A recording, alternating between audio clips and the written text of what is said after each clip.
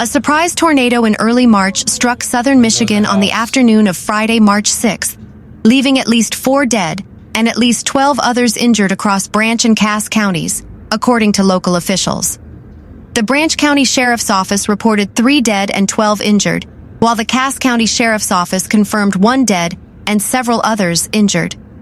The storm formed near Edwardsburg and moved over a 50-mile swath through 3 Rivers and Union City, causing widespread damage according to local authorities and eyewitness accounts. The tornado was one of several reported across the middle United States on March 6th. A tornado was also confirmed in Oklahoma, leaving 2 dead. As a powerful storm system moved through southern Michigan on Friday, a storm cell producing tornadic conditions barreled through Cass, St. Joseph, and Branch counties, leaving damage across 50 miles between Edwardsburg, 3 Rivers, and Union City, according to reports from the National Weather Service. The storm prompted tornado warnings from the NWS offices in Grand Rapids and northern Indiana, starting before 4 p.m. Friday afternoon, affecting parts of Calhoun, St. Joseph, Cass, and Branch counties as it moved at about 35 miles per hour, said NWS meteorologist Alex Mannion. At least 1 large and extremely dangerous tornado was confirmed by storm chasers, trained spotters, broadcast media, and public videos from 3 Rivers in St. Joseph County, Michigan, the NWS said. The NWS office in Grand Rapids later confirmed a tornado at 4:43 p.m., just north of Union City in southeastern Calhoun County. Reports as of 4:30 p.m. included damage near Edwardsburg in Cass County, where trees were knocked down, and a house was damaged near Juneau Lake, Mannion said. In St. Joseph County, a video sent to the Weather Service showed a tornado hitting a Menards store, damaging part of the roof while debris flew through the air. Numerous reports of significant damage came from southwest of 3 Rivers. The Weather Service office in northern Indiana said it intends to send a meteorology team out on the morning of March 7th to conduct a storm survey to confirm damages left by the storm and determine whether there was more than 1 tornado and how intense the winds were. Damn. Additional severe weather is possible overnight into March 7th and could influence how early the meteorologists are able to begin the survey, the Weather Service said. If warnings are issued, residents should seek shelter immediately and continue monitoring trusted weather and news sources for updated information. The Branch County Sheriff's Office reported 4 dead and 12 injured on Friday near Union City. Of the 12 injured, 3 were taken to area hospitals. Our thoughts are with those who have lost family, friends, and property during this incident, the Branch County Sheriff's Office said in a statement. The Cass County Sheriff's Office later reported another person confirmed dead and several injured. It said multiple large structures, including homes and pole barns, sustained damage ranging from major structural impacts to complete destruction. In St. Joseph County, the Sheriff's Office advised people to avoid traveling to or through locations in the city of 3 Rivers, areas to the east and northeast of the community, and in Fabius Township. The Sheriff's Office also advised people to avoid damaged structures and structures that had been marked by emergency personnel. Michigan Governor Gretchen Whitmer announced late Friday that she activated the state's Emergency Operations Center to respond to the severe weather. Tonight, I am activating our State Emergency Operations Center to coordinate an all-hands-on-deck response to severe weather in southwestern Michigan, Whitmer said on her social media channels. By taking this action, we can ensure the state can monitor and respond to local requests. I want to thank all the first responders on the ground who reacted quickly to keep Michiganders safe. It's possible Lower Michigan faces more severe weather on Saturday, March 7th. More thunderstorms are slated to move through Lower Michigan starting Saturday morning, with some capable of producing hail and damaging winds, according to the forecast Saturday morning.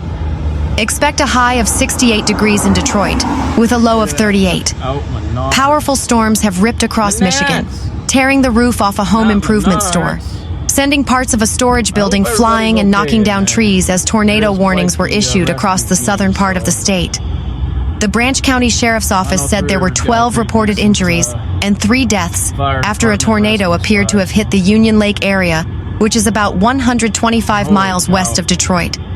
In Cass County, about 170 miles west of Detroit, Sheriff Clint Roach confirmed one storm-related fatality and said several people were injured, according to a statement from county spokesperson Ambrosia Neldon. And in Oklahoma, Okmulgee County Sheriff Eddie Rice said a suspected tornado claimed the lives of 2 people from the same family. Details were unavailable. In St. Joseph County, Michigan, next to the Indiana border, the sheriff's office told residents to seek shelter immediately, following reports of an unconfirmed tornado, a severe thunderstorm watch, and possible winds more than 60 miles per hour. Citizens should anticipate power outages, closed roadways and slash or neighborhoods and cellular/internet interruptions, the office said on Facebook. At her home near Union City, Lisa Piper can be heard repeatedly yelling out, "Oh my God," as she films from her back deck a ferocious rotating column of air that appears to be a tornado tear through a section of buildings across the lake from her. As its size grows, pulling large pieces of debris into the air, she says, "It's lifting houses. Oh, my heart is pounding," she says in the video. "Oh, I hope they're okay." The state activated its Emergency Operations Center as officials responded to serious wind damage and reports of injuries in multiple southwest Michigan counties. In Edwardsburg, Michigan area, near the Indiana border, officials reported downed trees and several homes that had been heavily damaged and warned residents to avoid the area. Powerful storms were forming Friday afternoon in Michigan and all the way to North Texas. There were no immediate confirmed reports of a tornado on the ground, but many videos posted online showed violent rotating columns of air in Michigan. Weather also took the lives of 2 family members in Oklahoma on Thursday. A 47-year-old woman and her 13-year-old daughter from Fairview were found dead in a vehicle near an intersection of a highway and a county road at about 10 p.m. Thursday, authorities said. The crash appears to be tornado-related, Sarah Stewart, a spokesperson for the Oklahoma Highway Patrol, said in a statement. Severe weather struck Major County last night and tragically claimed the lives of a mother and daughter, Oklahoma Governor Kevin Stitt said in a statement Friday. "I am praying for the family as they grieve this tragic loss, as well as all those impacted by the storms." In an eerie scene captured on video Thursday, a first responder drove straight at a storm near the western Oklahoma town, where flashes of lightning illuminated a giant funnel that appeared to reach the ground. That storm, among the first outbreaks of severe weather on the verge of the spring storm season, was filmed by a camera mounted on the deputy's car. The National Weather Service in Norman, Oklahoma, planned to send out a damage survey crew Friday to see whether Thursday night's storms were confirmed tornadoes, meteorologist Ryan Bunker said. "As of right now, we're still investigating that." More than 7 million Americans were at the highest risk of severe weather Friday, in an area that includes the metropolitan areas of Kansas City, Missouri, Tulsa, Oklahoma, and Omaha, Nebraska, according to the National Storm Prediction Center. Nearly 25 million people were at a slightly lesser risk in a zone that includes Dallas, Oklahoma City, and Milwaukee, Wisconsin. Severe, scattered thunderstorms are expected Friday evening from areas of the Plains states to the Ozarks and Midwest, the National Weather Service said. The greatest potential for a few strong tornadoes and very large hail should exist across eastern portions of Oklahoma/Kansas/Nebraska into western Arkansas/Missouri and southern Iowa, it said. The general setup for the strong storms is a clash between warm air streaming north from the Gulf Coast and cooler Canadian air behind cold fronts, according to meteorologists with the private forecasting service AccuWeather. "This is probably our first real event this season, where people are really starting to pay attention getting into the spring storm season," said Melissa Mays, Deputy Director of the Washington County Emergency Management Agency in Bartlesville, Oklahoma, north of Tulsa. The spring storms in the forecast come near the start of what many call tornado season, which generally begins at different times in different parts of the U.S. Experts recommend a few simple safety steps to take before tornadoes hit, including having a weather radio and a plan for where to take shelter.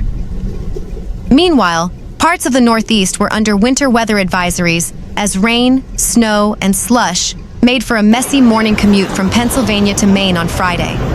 Several vehicle slide-offs were also reported on the Maine Turnpike as drivers contended with sleet and snow. Some schools canceled or delayed classes in states including New Hampshire and Maine. The weather began to ease at mid-morning in some areas, but Maine, Massachusetts, Rhode Island, and Connecticut remained under weather advisories. In Ohio, flood warnings were issued in the southern part of the state. In parts of the southern U.S., the weather pattern is also expected to usher in extremely warm temperatures for this time of year by the weekend. Temperatures will be 20 to 30 degrees above average, with 80s reaching as far north as parts of the Ohio Valley and Mid-Atlantic, federal forecasters wrote in their long-range forecast discussion. Daily records could become widespread. Because the storage shed just blew off. Damage and people that have been trying to evacuate this area too. So we do know that they are still taking intakes as well over there. So that's something we have noticed as well. So Nelson, I just want to come back to you. I mean, what is your...